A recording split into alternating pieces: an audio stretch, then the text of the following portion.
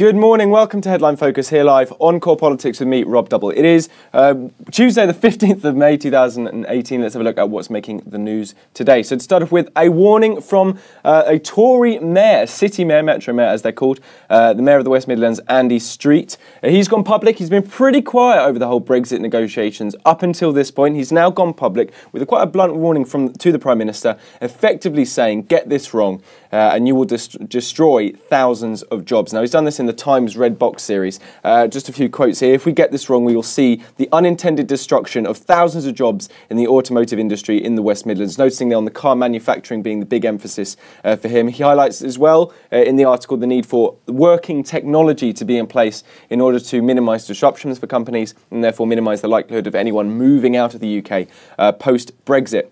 Now, he's important because not only politically, he's a metro mayor, he's in the West Midlands, he's conservative, so obviously the government are very keen to keep him happy and indeed keep him saying the good lines which the government want to hear on Brexit. But also he champions a region which is a key export base for the UK, particularly with the car automotive industry and manufacturing, and a real hub for what's going to happen post-Brexit in terms of those kind of industries.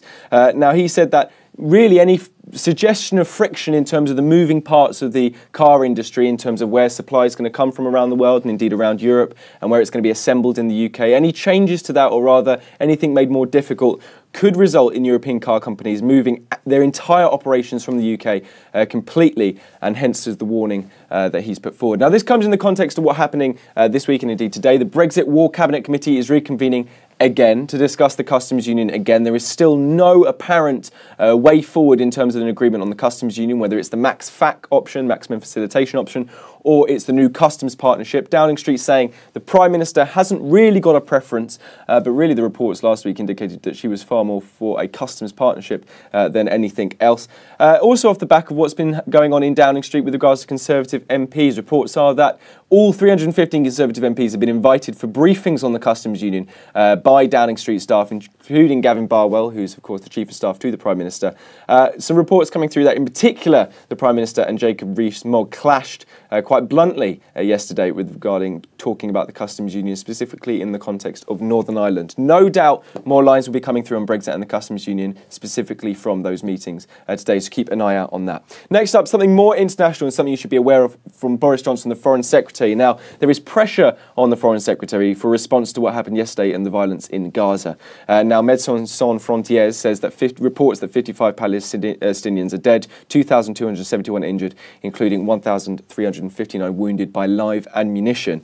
Now, this is reportedly, or at least part of the reported cause, is Israeli forces opening fire on protesters who were there protesting about the movement of the US Embassy to Jerusalem from Tel Aviv. And there was a little ceremony yesterday around that movement as well. And now, Israeli Prime Minister Benjamin Netanyahu said that no, it wasn't excessive force when asked about it, and when asked about the extent of what apparently are protester casualties and indeed injuries. The United States as well, reports coming through from last night, blocked adoption of the UN Security Council's statement calling for an independent probe into yesterday's violence in Gaza as well. Why is this important to the UK?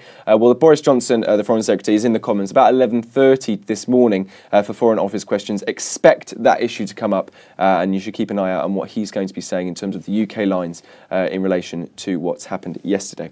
Finally, one more story comes moving towards travel. Now, the government is reportedly preparing to scrap the East Coast franchise within the next few days, or by the end of the week. This is the Financial Times are really reporting on this.